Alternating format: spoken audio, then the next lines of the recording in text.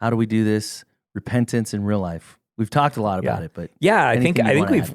we've kind of highlighted all the practical ways, but one thing is man, if you don't have a regular time of reflection or introspection, the church word for it is examine. Yep. So where you spend time to like examine your life, there's some simple questions that we can ask ourselves on a weekly basis. And if here's another shameless plug is if you take our Grow Together class, The Way, Yeah. we actually go through this, and I remember that. even give a little I was in that handout class. for this. But like some of the best questions I have is, where did you feel most anxious this week?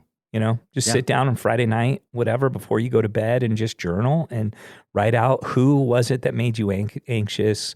Why did you feel anxious? And talk about what's going on there. And some of those things you might find some relational discord. Yeah, my version of that question, similarly, that I try to think about is what hurt me. Yeah. What hurt me this What hurt week? you? Think about why. What did he say? And usually it has more to do with our own pride, our own autonomy, autonomous, that is there than it does really that person. And then the next question is, man, what would it take to heal that?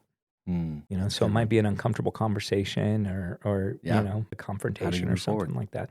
How you move forward. And then daily, so every morning I have a time of confession, and I ask myself, what are something I did that I'm not proud of? And what are some things that I left undone that I'm not proud of?